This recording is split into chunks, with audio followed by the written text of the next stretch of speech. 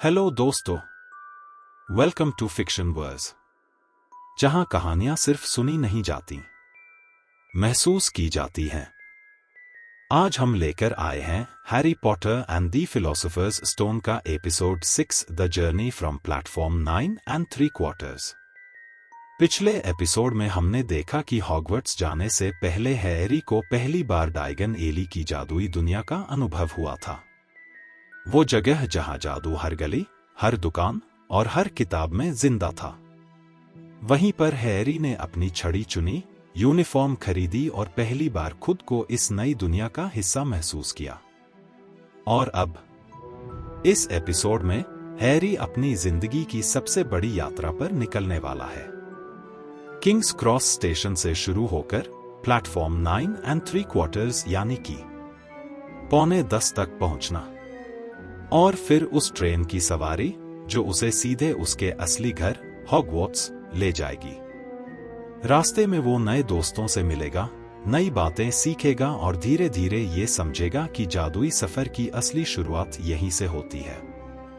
तो चलिए बिना किसी देरी के शुरू करते हैं Harry Potter and the philosopher's stone का episode 6 the journey from platform 9 and 3/4। Harry का डर्सली परिवार के साथ आखिरी महीना बिल्कुल भी मजेदार नहीं था। सच तो यह था कि अब डडली हैरी से इतना डर चुका था कि वह उसके साथ एक ही कमरे में टिककर नहीं बैठता। आंटी पेटूनिया और अंकल वर्नॉन ने भी हैरी को अब कपबोर्ड में बंद करना छोड़ दिया था। न उससे कोई काम करवाते, न उस पर चिल्लाते। असल में तो वे उससे बिल्कुल बात ही नहीं करते थे। आधे डरे हुए और आधे गुस्से में वे ऐसे बर्ताव करते जैसे जिस कुर्सी पर हैरी बैठा हो वह कुर्सी खाली हो। यह सब पहले से बेहतर तो था, लेकिन धीरे धीरे यह चुप्पी हैरी को भीतर तक उदास कर देती। हैरी ज्यादातर अपने कमरे में रहता और उसकी नई उल्लू उसकी साथी बन गई थी। उसने उसका नाम रखा हेडविग। यह नाम उसे हिस्ट्री ऑफ मैजिक किताब में मिला था। उसके स्कूल की किताबें उसे बेहद रोचक लगती। वह रात देर तक बिस्तर पर लेटकर पढ़ता रहता और हेडविग मनचाहे समय खुले खिड़की से बाहर फुर्र से निकल जाती और वापस लौट आती। अच्छा हुआ कि आंटी पेटूनिया अब कमरे में सफाई करने नहीं आती थी, वरना उन्हें बार बार हेडविग के लाए मरे हुए चूहे दिख जाते। हर रात सोने से पहले हैरी दीवार पर टंगे कागज पर एक और दिन काट देता। 1 सितंबर बस आता ही होगा, इसी उम्मीद में। अगस्त का आखिरी दिन आया तो हैरी ने सोचा कल किंग्स क्रॉस स्टेशन कैसे पहुंचना है, इस बारे में अंकल आंटी से बात कर ही लेनी चाहिए। वह नीचे लिविंग रूम में गया जहां वे टीवी पर क्विज शो देख रहे थे।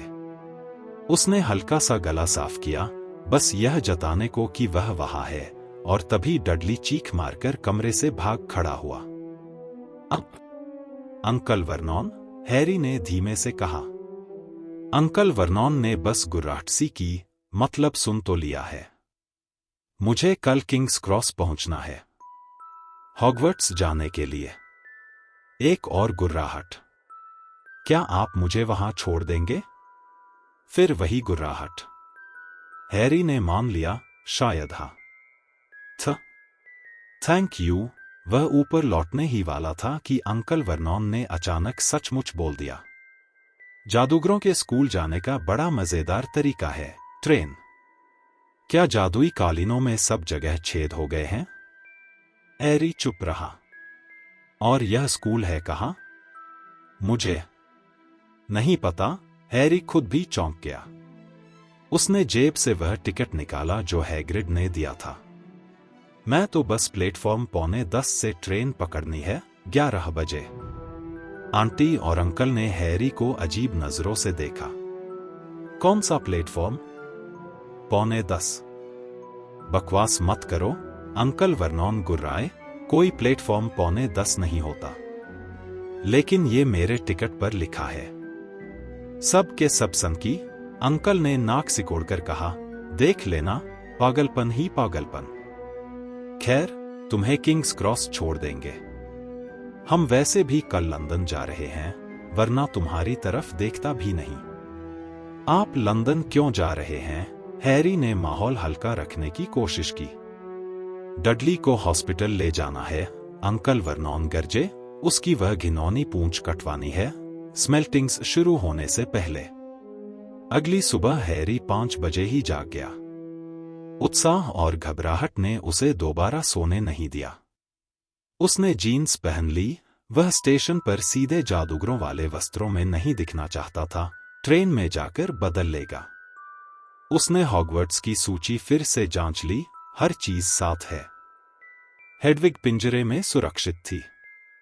वह कमरे में टहलता रहा, डर्सली परिवार के उठने का इंतजार करता रहा। 2 घंटे बाद उसका भारी भरकम ट्रंक कार में लदा। आंटी पेटूनिया किसी तरह डडली को हैरी के बगल में बैठाने में कामयाब हो गई और वे निकल पड़े। वे किंग्स क्रॉस 10:30 बजे पहुंचे। अंकल वर्नॉन ने हैरी का ट्रंक एक ट्रॉली पर लाद कर अंदर तक धकेला। हैरी को यह अजीब सी मेहरबानी लगी। तभी अंकल वर्नॉन अचानक रुक गए, चेहरे पर तीखी, चुभने वाली मुस्कान फैल गई।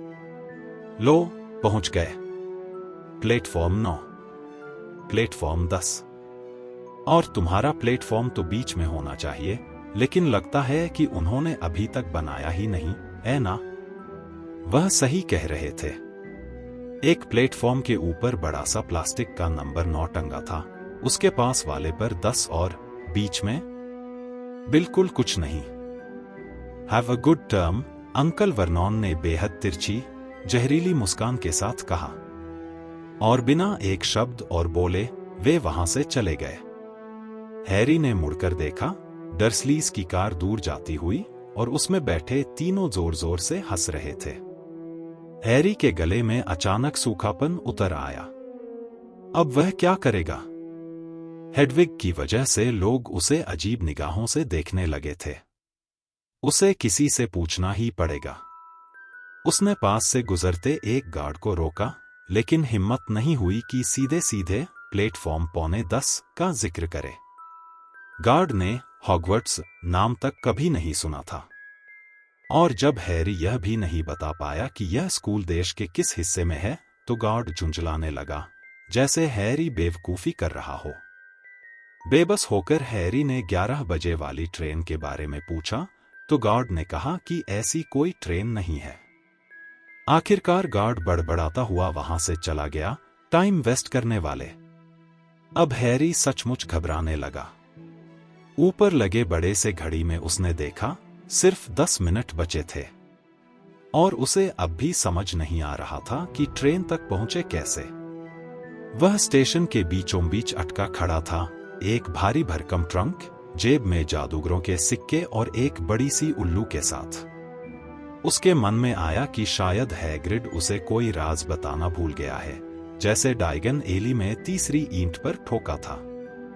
क्या उसे अब अपनी जादू की छड़ी निकालनी चाहिए और प्लेटफॉर्म 9-10 के बीच वाले स्टैंड पर ठोकना शुरू कर देना चाहिए? उसी वक्त पीछे से लोगों का एक झुंड गुजरा और हैरी ने उनके बीच से कुछ शब्द सुने। मगल्स से भरा पड़ा है, जाहिर है। हैरी फौरन मुड़ा। बोलने वाली एक मोटी सी औरत थी और उसके साथ 4 लड़के थे, सभी के बाल आग जैसे लाल। हर एक अपने ट्रंक को धक्का दे रहा था, बिल्कुल हैरी की तरह। और उनके पास भी उल्लू था। हैरी का दिल तेजी से धड़कने लगा। उसने अपनी ट्रॉली उनके पीछे बढ़ा दी। वे रुके और वह भी उनके करीब जाकर ठहर गया ताकि सुन सके। तो प्लेटफॉर्म नंबर क्या है? उस औरत ने पूछा। 9:45, एक छोटी सी लाल बालों वाली लड़की ने तुरंत कहा, जो उसका हाथ पकड़े थी। मम्मी, क्या मैं भी जा सकती हूं? तुम अभी बहुत छोटी हो, जिनी। चुप रहो। अच्छा, पर्सी, तुम पहले जाओ। सबसे बड़ा लड़का प्लेटफॉर्म 9 और 10 के बीच की तरफ बढ़ा। हैरी ने पलक झपकने से भी परहेज किया, कहीं कुछ मिस न कर दे। मगर तभी टूरिस्टों का बड़ा सा झुंड उसके सामने आ गया, और जब आखिरी बैकबीट हट गई, वो लड़का गायब था। फ्रेड, अब तुम जाओ, मोटी औरत ने कहा। मैं फ्रेड नहीं हूं, मैं जॉर्ज हूं, लड़के ने मजाकिया अंदाज में कहा। सच में, मां? आप हमें पहचानती कैसे हैं? क्या आप बता सकती हैं कि मैं जॉर्ज हूं? ओह सॉरी जॉर्ज बेटा, मजाक कर रहा था, मैं ही फ्रेड हूं, वह बोला और भागते हुए गया। उसका जुड़वा उसे चिल्लाकर जल्दी करने को कह रहा था और अगले ही पल वह भी गायब। अब तीसरा भाई भी तेजी से बैरियर की ओर बढ़ा और अचानक कहीं गायब। हैरी से रहा नहीं गया। माफ कीजिए, उसने उस मोटी औरत से कहा। ओह हेलो बेटा, औरत ने मुस्कुराकर जवाब दिया। पहली बार हॉगवर्ट्स जा रहे हो? रॉन भी नया है। उसने अपने सबसे छोटे बेटे की ओर इशारा किया। दुबला पतला, लंबा सा, झाइयों से भरा चेहरा, बड़े हाथ पांव और नाक कुछ लंबी। जी हाँ, हैरी ने कहा। असल में मुझे नहीं पता कि प्लेटफॉर्म पर कैसे जाना है, उसने दयालुता से बीच में ही कहा। हैरी ने सिर हिला दिया। चिंता मत करो, उसने प्यार से कहा। बस प्लेटफॉर्म 9 और 10 के बीच वाली दीवार की ओर सीधा चलते जाना है। न रुकना और न ही डरना कि तुम टकरा जाओगे। यही सबसे जरूरी है। अगर घबराहट हो तो हल्की दौड़ में जाना। चलो जाओ, रॉन से पहले। अब ओके, हैरी बोला। उसने अपनी ट्रॉली घुमाई और बैरियर की तरफ घूरने लगा। वह बिल्कुल ठोस लग रहा था। हैरी धीरे धीरे बढ़ा। लोग उसे धक्का देते हुए इधर उधर जा रहे थे। हैरी तेज चलने लगा। उसका दिल कह रहा था कि वह उस बैरियर से टकरा कर जोर से गिरेगा और फिर बड़ी मुसीबत होगी। वह अपने काट पर झुक गया और भारी कदमों से दौड़ पड़ा। बैरियर नजदीक और नजदीक आ रहा था। अब वह रुक भी नहीं सकता था। बस 1 फुट की दूरी। हैरी ने आंखें बंद कर लीं, धड़ाम की उम्मीद में। लेकिन टक्कर आई ही नहीं। वह दौड़ता ही चला गया। उसने आंखें खोलीं और देखा, एक चमकदार लाल इंजन प्लेटफॉर्म पर खड़ा है, लोगों से भरा हुआ। ऊपर बोर्ड पर लिखा था, हॉगवर्ट्स एक्सप्रेस, 11 बजे। उसने पीछे देखा, जहां बैरियर था वहां अब लोहे का मेहराब था, जिस पर लिखा था प्लेटफॉर्म 9:45। हैरी कर गया था। भाप का धुआं भीड़ पर फैल रहा था। तरह तरह की बिल्लियां बच्चों के पैरों के बीच घूम रही थी। उल्लू चिड़चिड़े स्वर में एक दूसरे को पुकार रहे थे। भारी ट्रंकों की घिसटने की आवाज चारों तरफ गूंज रही थी। पहले डिब्बे पहले ही छात्रों से ठसाठस भरे थे। कोई खिड़की से बाहर लटक कर अपने परिवार से बातें कर रहा था, तो कोई सीटों पर झगड़ रहा था। हैरी ट्रॉली धकेलता हुआ खाली जगह ढूंढता आगे बढ़ा। वह एक गोलमटोल लड़के के पास से गुजरा, जो अपनी दादी से कह रहा था, ग्रैन, मेरा टोड फिर खो गया। ओह नेविल, बूढ़ी औरत ने थकी सी सांस ली। आगे एक लड़का, जिसकी जटाएं थीं, छोटे से झुंड से घिरा था। दिखाओ ना, ली, प्लीज। लड़के ने अपनी डिब्बे जैसी पेटी खोली।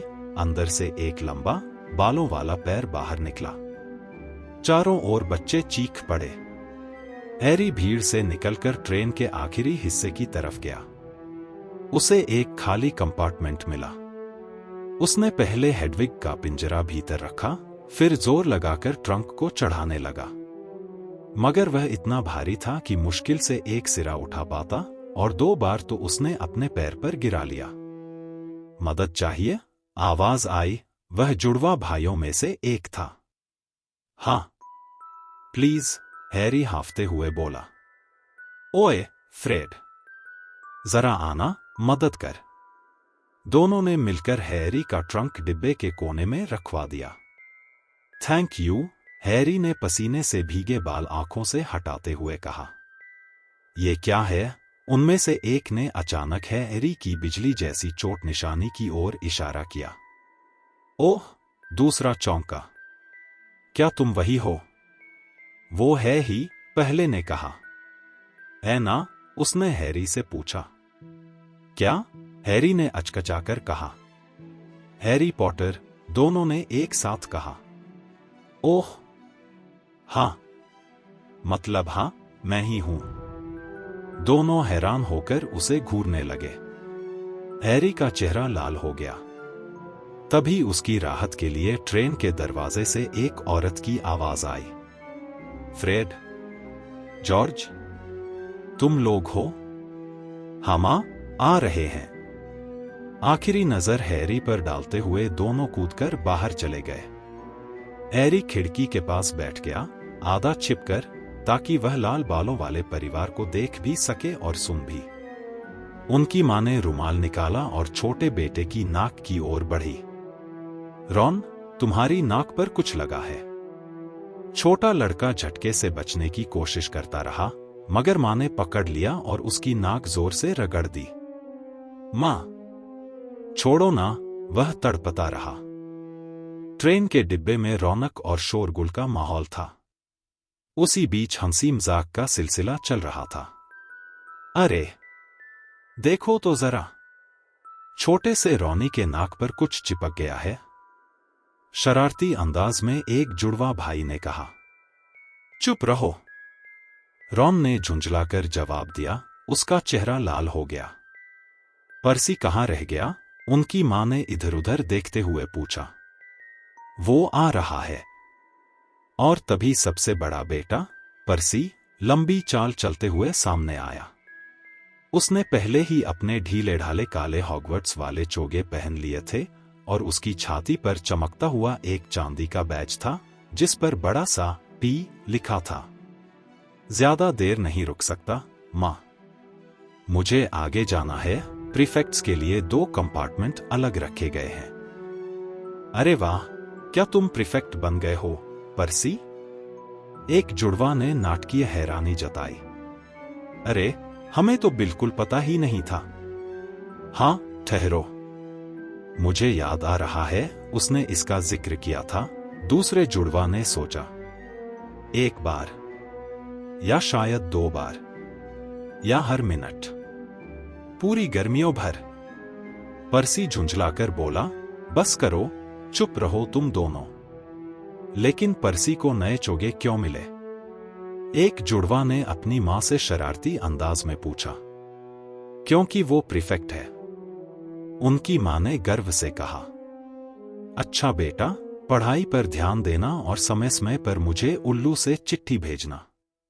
उसने पर्सी के गाल पर प्यार से चुंबन दिया और वो चला गया। अब बारी आई जुड़वा भाइयों की। अब तुम दोनों इस साल जरा संभल कर रहना।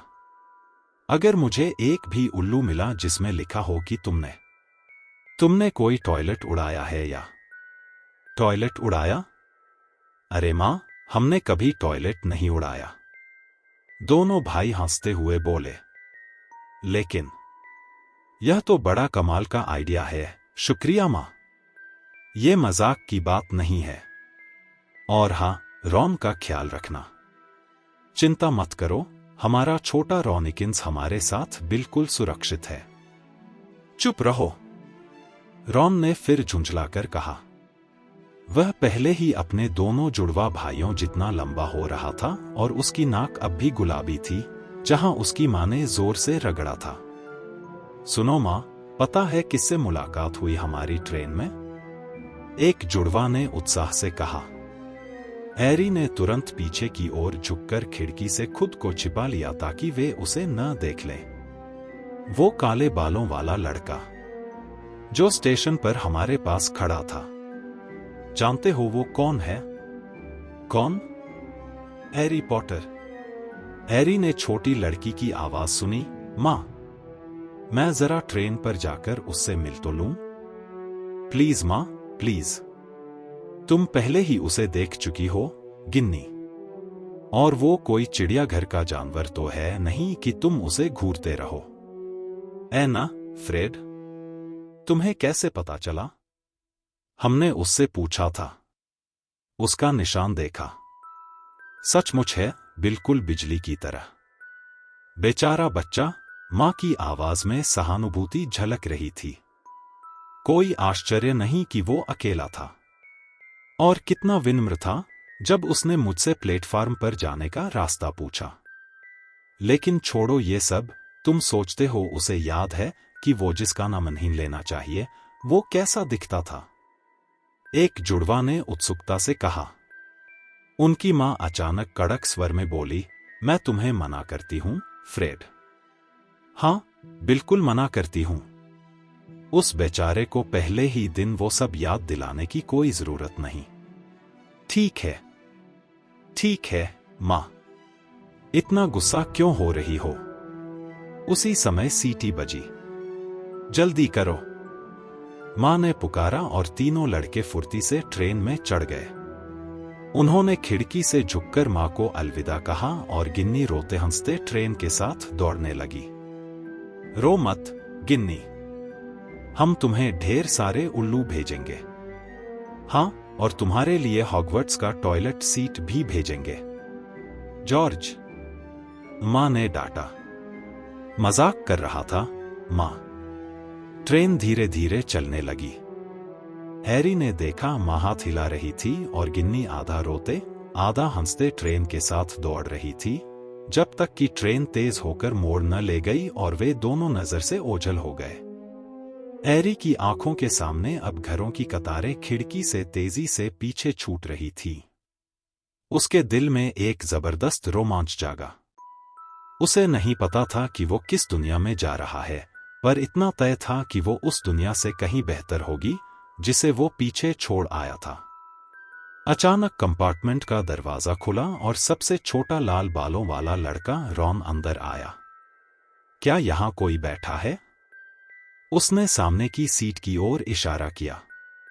बाकी सब भर चुके हैं। हैरी ने सिर हिला दिया।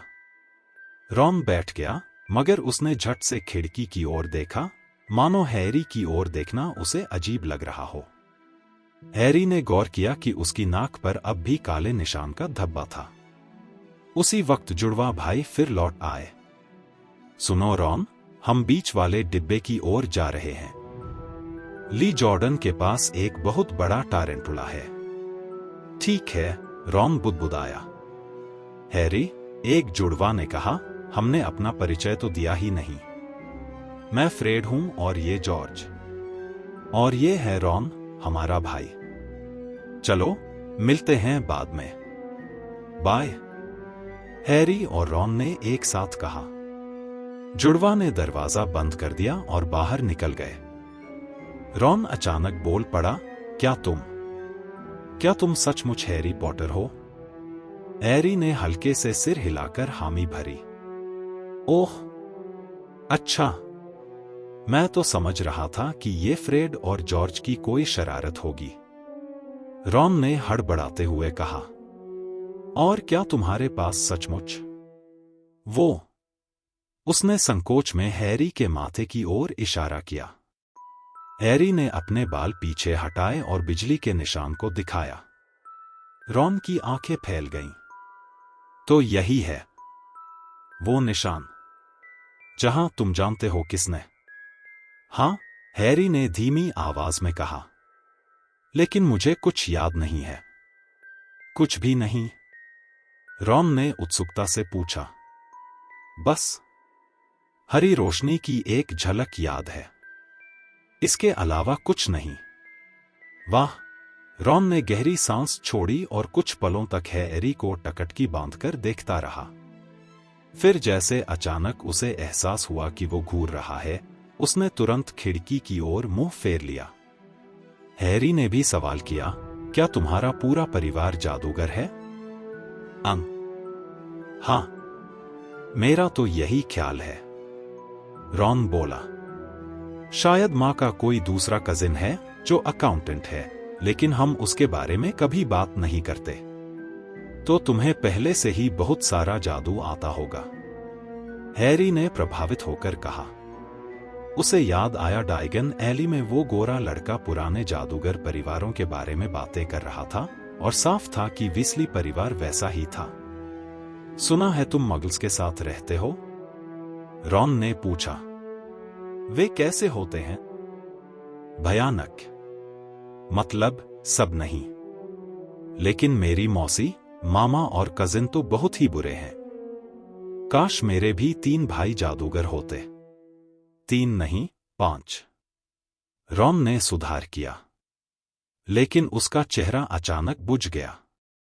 मैं तो हमारे परिवार का छठा बच्चा हूं जो हॉगवर्ट्स जा रहा है। मुझसे बहुत उम्मीदें हैं। बिल और चार्ली पहले ही पास होकर निकल गए। बिल हेड बॉय था और चार्ली क्विडिच टीम का कप्तान। अब पर्सी प्रीफेक्ट है। फ्रेड और जॉर्ज मजाक करते रहते हैं, लेकिन उनके भी अच्छे नंबर आते हैं और सबको वे बड़े मजेदार लगते हैं। सबको लगता है कि मुझे भी उनके जैसा ही करना चाहिए। लेकिन अगर मैं वैसा कर भी लूं तो क्या? सब पहले ही कर चुके हैं।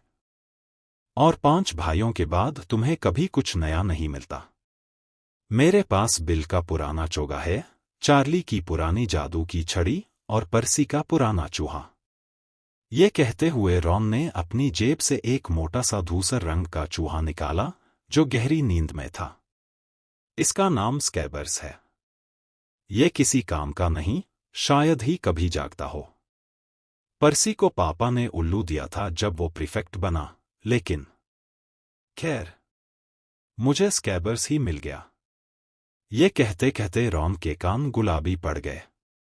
उसे लगा शायद उसने ज्यादा बोल दिया है, इसलिए वह खिड़की से बाहर देखने लगा। हैरी को बिल्कुल भी अजीब नहीं लगा। उसे तो अब तक कभी पैसे मिले ही नहीं थे। उसने मुस्कुराते हुए रॉन को बताया कि कैसे उसे हमेशा डडली के पुराने कपड़े पहनने पड़ते थे और कभी जन्मदिन पर ठीक से कोई तोहफा नहीं मिला। यह सुनकर रॉन का चेहरा थोड़ा खिल उठा। और जब तक हैग्रिड ने नहीं बताया, मुझे तो जादूगरों या अपने माता पिता के बारे में या वोल्डेमॉर्ट के बारे में कुछ भी पता नहीं था। रॉन हाफसा गया। क्या? हैरी ने हैरानी से पूछा। तुमने उसका नाम ले लिया? रॉन फुसफुसाया, उसकी आवाज में हैरानी और थोड़ी सी दहशत थी। मैंने सोचा था कि तुम तो कभी नहीं कहोगे। मैं कोई बहादुरी नहीं दिखा रहा, हैरी ने गंभीरता से कहा। मुझे तो बस ये पता ही नहीं था कि नाम नहीं लेना चाहिए। समझे? मुझे अभी बहुत कुछ सीखना है।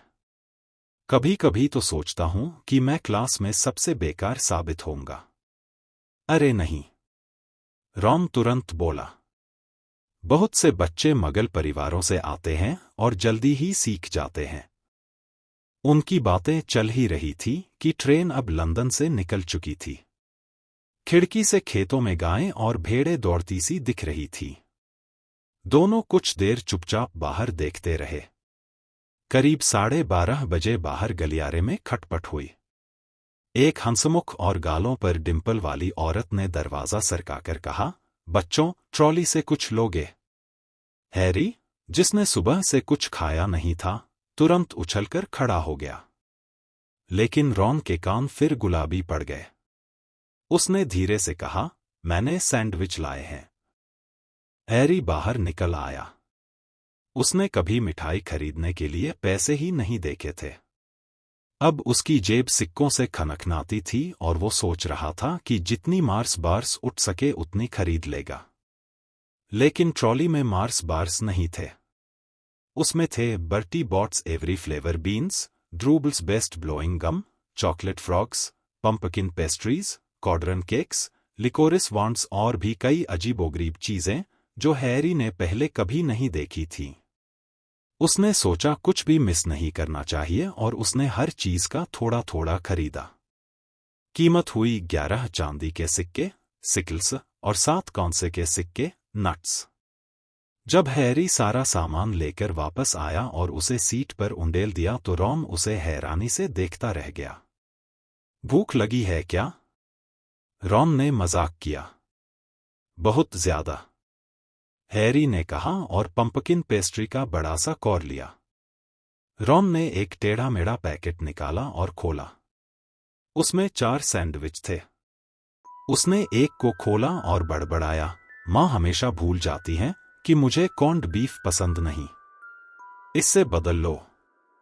हैरी ने एक पेस्ट्री आगे बढ़ाई। चलो, तुम्हें ये सूखा सूखा सैंडविच नहीं खाना चाहिए, रॉन ने झिझकते हुए कहा।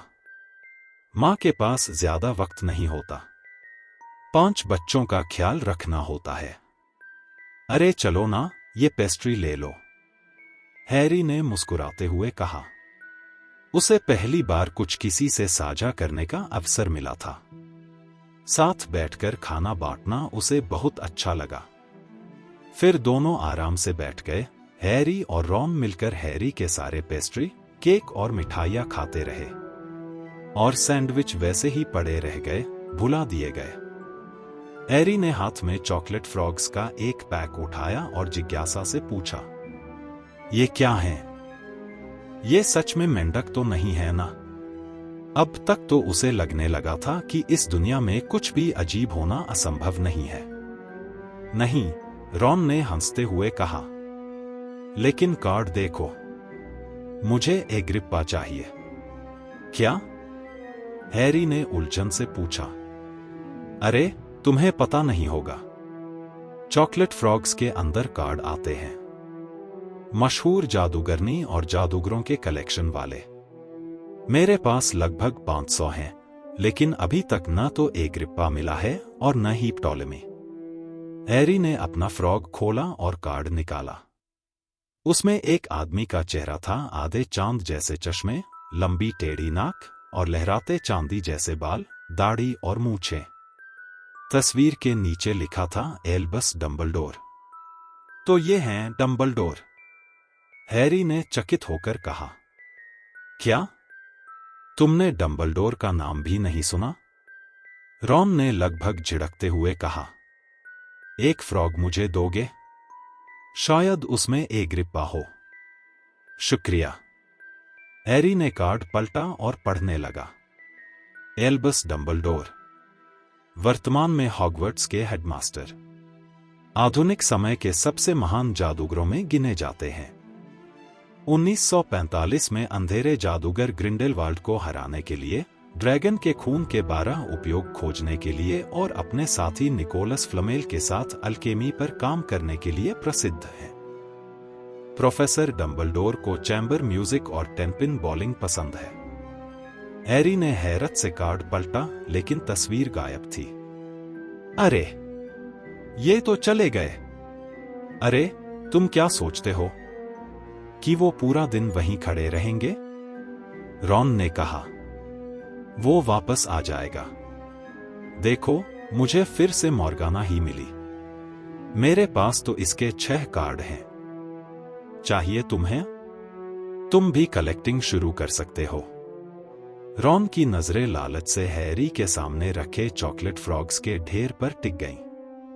ले लो, जितना चाहो, हैरी ने कहा।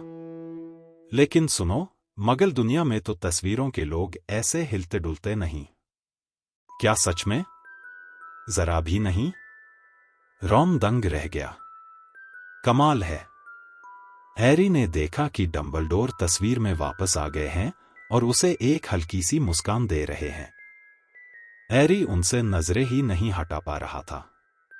जल्द ही उसके पास डंबलडोर और मॉर्गाना के साथ साथ हेंगिस्ट ऑफ वुडक्रॉफ्ट, अल्बेरिक ग्रनियन, सर्सी, पैरासेल्सस और मर्लिन जैसे कार्ड भी इकट्ठा हो गए। वो बड़ी मुश्किल से क्लियोर्ना नाम की एक ड्रूइडेस से नजर हटाकर, जो अपनी नाक खुजा रही थी, Bertie Bott's every flavour beans का पैकेट खोल बैठा। सावधान रहना इनसे, रॉन ने चेतावनी दी।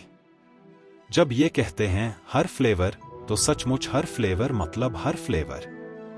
चॉकलेट, पुदीना, मार्मालेड जैसे सामान्य तो हैं ही, लेकिन साथ में पालक, लीवर, उबले पेट की तिल्ली तक मिल सकते हैं। जॉर्ज ने तो कहा कि उसे एक बार नाक की गंध जैसा स्वाद वाला बीन्स मिला था। उसने एक हरे बीन्स को ध्यान से देखा और हल्का सा काटा। देखा, ये तो स्प्राउट्स निकला। दोनों हंसते खिलखिलाते तरह तरह के बीन्स चखते रहे। हैरी को टोस्ट, नारियल, बेक्ड बीन्स, स्ट्रॉबेरी, करी, घास, कॉफी, सार्डिन और यहां तक कि एक अजीब सा स्लेटी रंग का बीन्स भी मिला जिसे रॉन छूना भी नहीं चाहता था, लेकिन हैरी ने हिम्मत कर लिया।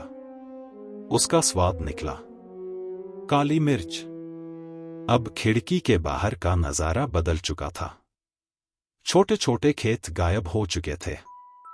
अब वहां जंगल, बलखाती नदियां और गहरी हरी पहाड़ियां दिख रही थी। तभी उनके डिब्बे का दरवाजा खटखटाया गया। वही गोलमटोल चेहरा वाला लड़का अंदर आया जिसे हैरी ने प्लेटफॉर्म पर देखा था। वो लगभग रोने जैसा लग रहा था। माफ करना, उसने रुंधे गले से कहा। क्या तुम लोगों ने कहीं एक मेंढक देखा है? दोनों ने सिर हिलाया। वो बार बार भाग जाता है। मैं उसे खो चुका हूं, उसने आह भरते हुए कहा। वो मिल जाएगा, हैरी ने ढांस बंधाया। हां, लड़के ने मायूस होकर सिर झुका लिया। अगर मिले तो बता देना। वो चला गया। पता नहीं क्यों इतना परेशान है। रॉन ने सिर हिलाया। अगर मैं मेंढक लाता तो शायद जानबूझकर ही खो देता। हालांकि मैंने स्कैबर्स लाया है, तो मुझे बोलने का हक नहीं। स्कैबर्स अब भी उसकी गोद में सो रहा था। शायद ये मर भी जाए और तुम्हें पता भी न चले, रॉन ने नाक सिकोड़ते हुए कहा।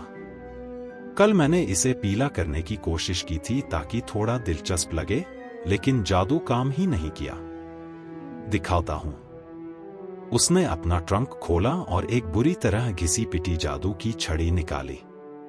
उसमें जगह जगह से दरारें थीं और नोक से झांकती सफेद सी चीज, शायद यूनिकॉर्न का बाल। यूनिकॉर्न का बाल लगभग बाहर निकल ही आया है। खैर, वो अभी जादू करने ही वाला था कि डिब्बे का दरवाजा फिर से खुला। इस बार वही लड़का लौटा, लेकिन उसके साथ एक लड़की भी थी। उसके घने झबरीले भूरे बाल थे, सामने के दांत थोड़े बड़े, और उसने पहले ही अपना नया हॉगवर्ट्स का चोगा पहन रखा था। किसी ने एक मेंढक देखा है? नेविल का खो गया है, उसने थोड़ी हुक्म चलाने वाली आवाज में कहा। हमने तो पहले ही कहा था कि नहीं देखा, रॉन ने झुंझलाकर कहा। लेकिन लड़की उसकी बात सुन ही नहीं रही थी। उसकी नजर सीधे रॉन की छड़ी पर टिक गई। ओह, तुम जादू कर रहे थे?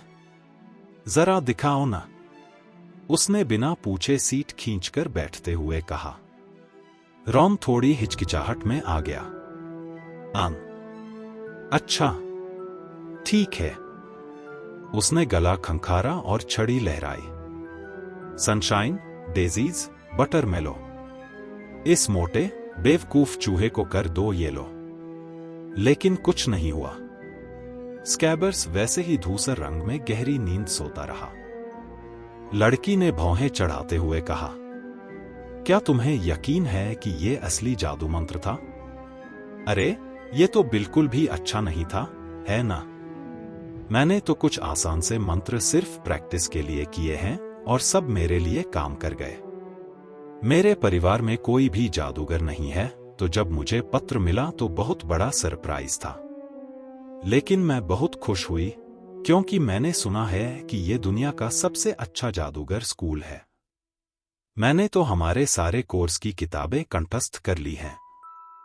बस उम्मीद है कि वो काफी होगा।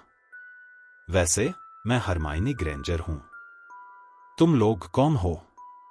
उसने ये सब इतनी तेजी से कहा कि हैरी ने रॉन की तरफ देखा और राहत की सांस ली कि रॉन भी उसकी तरह ही सन्न रह गया था। साफ था कि रॉन ने भी सारे कोर्स बुक्स जुबानी याद नहीं किए थे। मैं रॉन वीजली हूं, रॉन ने बुदबुदाकर कहा। हैरी पॉटर, हैरी ने हल्के से कहा। सचमुच? तुम हैरी पॉटर हो? हरमाइनी की आंखें चमक उठीं। अरे, मुझे तो तुम्हारे बारे में सब पता है। मैंने कुछ एक्स्ट्रा किताबें मंगवाई थी बैकग्राउंड पढ़ने के लिए। तुम modern magical history, the rise and fall of the dark arts और great wizarding events of the 20th century सब में हो। क्या सच में? हैरी थोड़ा हक्का बक्का रह गया। अरे वाह, तुम्हें पता भी नहीं? अगर मैं तुम्हारी जगह होती तो मैं तो सब जान लेती। हरमाइनी ने जरा सा सिर ऊंचा किया। तुम लोगों को पता है कि किस हाउस में जाओगे? मैं तो सबसे पूछ रही हूं। उम्मीद है कि मैं ग्रिफिंडोर में जाऊं, वो सबसे अच्छा लगता है। सुना है कि डंबलडोर खुद उसी में थे। लेकिन हां, रेवेनक्लॉ भी बुरा नहीं होगा। खैर, हमें नेविल का मेंढक ढूंढने जाना चाहिए। और हां, तुम दोनों को भी कपड़े बदल लेने चाहिए। शायद हम जल्द ही पहुंचने वाले हैं। इतना कहकर वो उस लड़के को साथ ले गई। जिस भी हाउस में मैं जाऊं, उम्मीद है कि वो उसमें न हो, रॉन ने झुंझलाकर कहा और अपनी छड़ी ट्रंक में फेंक दी। बेवकूफी भरा मंत्र। जॉर्ज ने दिया था। मुझे पूरा यकीन है कि उसे पता था ये फालतू है। तुम्हारे भाई किस हाउस में हैं? हैरी ने पूछा। ग्रिफिंडोर, रॉन बोला, लेकिन अब उसके चेहरे पर उदासी उतर आई थी। माँ और पापा भी उसी में थे। सोचो, अगर मैं उसमें न गया तो वो क्या कहेंगे? मान लो रेवेनक्लॉ तो फिर भी ठीक है, लेकिन अगर उन्होंने मुझे स्लिदरिन में डाल दिया तो? वो तो वही हाउस है जिसमें। मतलब, तुम जानते हो कौन था? हैरी ने धीरे से कहा। हाँ। रॉन का चेहरा और बुझ गया। वो सीट पर धम्म से गिर पड़ा। जानते हो, मुझे लगता है स्कैबर्स की मूंछों के सिरे थोड़े हल्के हो गए हैं। हैरी ने कोशिश की कि रॉन का ध्यान बंट जाए। वैसे, तुम्हारे बड़े भाई जो स्कूल खत्म कर चुके हैं, वो अब क्या करते हैं? हैरी सोच रहा था कि जादूगर स्कूल खत्म करने के बाद करते क्या हैं। चार्ली रोमानिया में ड्रैगन्स का अध्ययन कर रहा है और बिल अफ्रीका में ग्रीन गॉड्स के लिए कुछ कर रहा है। रॉन ने जवाब दिया। तुम्हें ग्रीन गॉड्स की खबर पता चली? डेली प्रॉफिट में हर जगह छपी है, पर शायद तुम्हें मगल दुनिया में वो नहीं मिलता होगा। किसी ने एक हाई सिक्योरिटी वॉल्ट लूटने की कोशिश की। क्या सचमुच? हैरी की आंखें फैल गईं। फिर उनका क्या हुआ? कुछ भी नहीं। इसलिए तो इतनी बड़ी खबर बनी है। पकड़े ही नहीं गए। पापा कहते हैं इतना तगड़ा अंधेरा जादूगर ही ग्रीन गॉड्स को चकमा दे सकता है। लेकिन अजीब बात यह है कि वो कुछ ले भी नहीं गए। लोग डर गए हैं कि कहीं इसके पीछे तुम जानते हो कौन न हो। हैरी का मन विचलित हो गया। जब भी कोई तुम जानते हो कौन का जिक्र करता, उसे एक डर सा महसूस होता। अब तक तो वो वोल्डेमॉर्ट कहने में सहज था, मगर अब उसे बेचैनी घेरने लगी थी। तुम्हारी क्विडिच टीम कौन सी है? रॉन ने अचानक पूछा। मुझे कोई टीम पता ही नहीं, हैरी ने संकोच से कहा। क्या? रॉन का मुंह खुला का खुला रह गया। तुम बस इंतजार करो। यह दुनिया का सबसे बेहतरीन खेल है। हम वीजलीज और हैग्रिड सब इसके दीवाने हैं। तुम पर भी इसका असर पड़ ही जाएगा। तभी डिब्बे का दरवाजा खुला और 3 लड़के अंदर आए। उनमें से एक को हैरी पहचान गया, वही गोरा सा, नाक ऊपर उठाए लड़का जिससे वो डायगन एली में मिला था। तो ये सच है, उसने तिरस्कार से कहा। हैरी पॉटर वाकई हमारे साथ ट्रेन में है। रॉन ने मुंह बिचकाया। ये मेरे दोस्त क्रैब और गोयल हैं, लड़के ने कहा। और मैं हूं ड्रेको माल्फॉय। उसने हैरी की तरफ हाथ बढ़ाया। तुम्हें सावधान रहना चाहिए। सही तरह के लोगों से दोस्ती करना ही ठीक होता है। मैं तुम्हारी मदद कर सकता हूं। हैरी ने उसका हाथ नहीं थामा। मुझे खुद ही तय करना पसंद है कि कौन सही है और कौन नहीं। माल्फॉय का चेहरा उतर गया। उम्मीद है कि तुम गलत तरह के लोग जैसे कुछ वीजलीज को दोस्त बनाने की कोशिश नहीं कर रहे होगे। रॉन का चेहरा उसके लाल बालों जैसा ही लाल हो गया। जरा फिर से कहो। ओह, तो तुम लड़ोगे हमसे? माल्फॉय ने नाक सिकोड़ते हुए कहा। अगर अभी बाहर नहीं गए तो। हाँ, हैरी ने अपनी हिम्मत से ज्यादा बहादुरी दिखाते हुए कहा। उसके सामने खड़े क्रैब और गोयल उससे और रॉन से कहीं ज्यादा बड़े तगड़े थे। लेकिन हमें बाहर जाने का मन नहीं है न दोस्तों? मालफॉय हंसा। हमारा खाना तो खत्म हो गया है, लेकिन तुम्हारे पास तो अभी बहुत है। गोयल ने हाथ बढ़ाकर रॉन के पास रखे चॉकलेट फ्रॉग्स की तरफ झपट्टा मारा, लेकिन उससे पहले ही वो चीख उठा। आ! उसकी उंगली पर स्कैबर्स चिपका हुआ था, अपने नुकीले दांत गोयल की गांठ में गहराई तक गड़ाकर। गोयल हाथ पांव मारते हुए स्कैबर्स को झुलाने लगा। क्रैब और मालफॉय डरकर पीछे हट गए।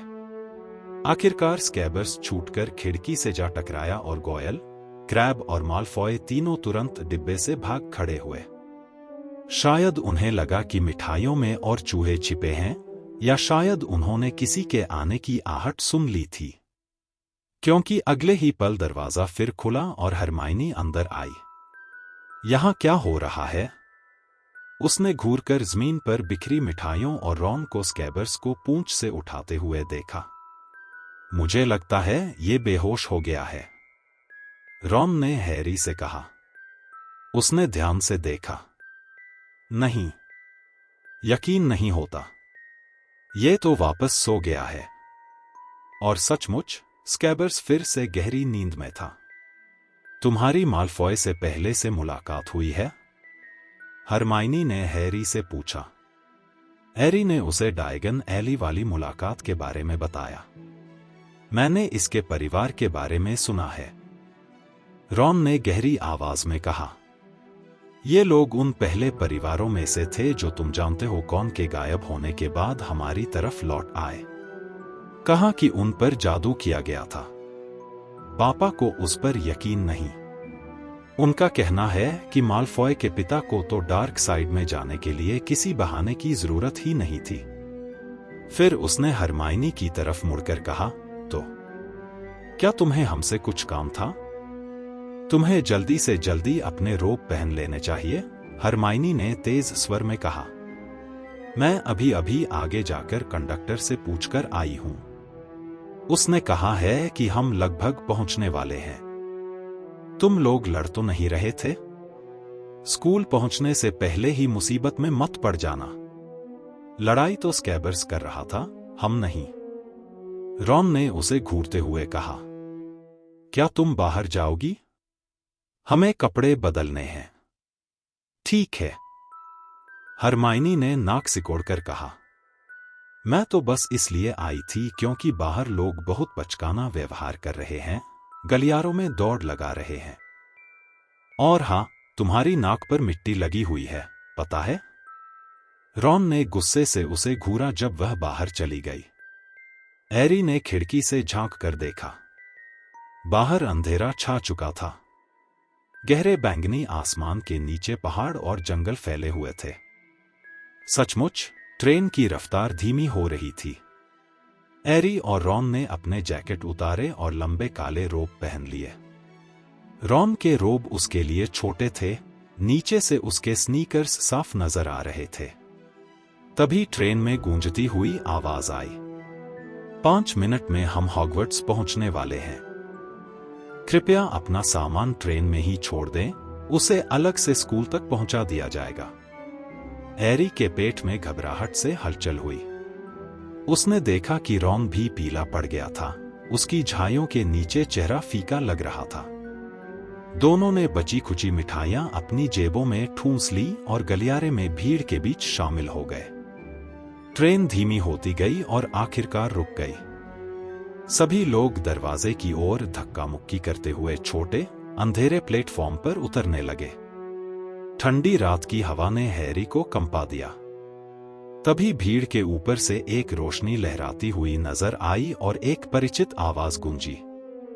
पहले साल वाले इधर आओ। सब ठीक है ना, हैरी?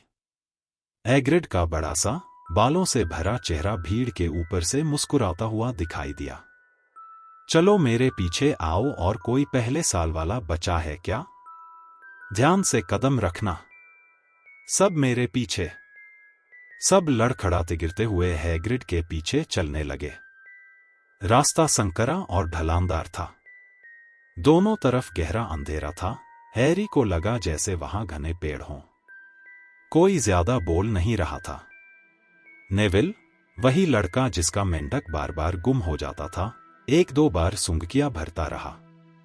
जरा इंतजार करो, अभी तुम्हें हॉगवर्ट्स की पहली झलक मिलने वाली है। हैग्रिड ने पीछे मुड़कर पुकारा। बस इस मोड़ के बाद अचानक सबके मुंह से ओह की आवाज निकल गई। संकरे रास्ते का अंत एक विशाल काले झील के किनारे पर हुआ और उस झील के पार ऊंचे पहाड़ की चोटी पर चमकती खिड़कियों और अनगिनत बुर्जों वाला एक विराट महल खड़ा था। तारों से भरे आसमान के नीचे हॉगवर्ट्स का दृश्य अद्भुत और स्वप्न जैसा लग रहा था। एक नाव में 4 से ज्यादा मत बैठना। हैग्रिड ने किनारे लगी छोटी छोटी नावों की ओर इशारा किया। हैरी और रॉन के साथ उनकी नाव में नेविल और हरमाइनी आ गए। सब लोग बैठ गए। अच्छा तो चलो आगे बढ़ो, हैग्रिड ने आदेश दिया, अपनी नाव अकेले चलाते हुए। सारी नावें एक साथ झील पर फिसलने लगीं। पानी इतना शांत था कि शीशे जैसा चमक रहा था। कोई भी कुछ नहीं बोल रहा था। सबकी नजरें सिर्फ उस शानदार महल पर टिकी थीं, जो हर कदम पर और ऊंचा और विशाल लगता जा रहा था। सिर नीचे करो, हैग्रिड ने जोर से पुकारा जब नावें पहाड़ की चट्टान तक पहुंची। सभी ने झुककर अपने सिर नीचे कर लिए और नावें बेलों से ढकी एक बड़ी दरार के अंदर जा घुसी। अंधेरे सुरंग जैसे रास्ते से होते हुए नावें महल के नीचे तक पहुंच गईं। वहां एक तरह का भूमिगत बंदरगाह था। नावें किनारे लगीं और बच्चे पत्थरों और कंकड़ों पर उतरने लगे। अरे ये तुम्हारा मेंढक है? हैग्रिड ने पुकारा, नावों की जांच करते हुए। ट्रेवर, नेविल खुशी से चिल्लाया और अपने हाथ फैलाकर अपने मेंढक को थामा। फिर सब लोग हैग्रिड की लालटेन के पीछे पीछे चट्टानों के बीच से बने रास्ते से चढ़ते हुए ऊपर निकले। वहां नरम, गीली घास थी और उसके ऊपर छाया डालता खड़ा था वही भव्य महल। वे पत्थरों की चौड़ी सीढ़ियां चढ़कर एक विशाल ओक की बनी दरवाजे तक पहुंचे। सब आ गए। तुम्हारा मेंढक अब भी है ना? हैग्रिड ने नेविल की ओर देखा। फिर उसने अपनी विशाल मुट्ठी उठाई और ठठ दरवाजे पर 3 जोरदार दस्तक दी। रात की ठंडी हवा में बच्चों के दिल उत्सुकता और घबराहट से धड़क रहे थे। पहली बार हॉगवर्ट्स की सीढ़ियां चढ़ते हुए वे सब जान गए थे कि अब उनकी जिंदगी बदलने वाली है। उस विशाल दरवाजे के पीछे इंतजार कर रही थी एक नई दुनिया, जादू, रहस्य और रोमांच की दुनिया। और हैरी के लिए शायद उसका असली सफर यहीं से शुरू होने वाला था।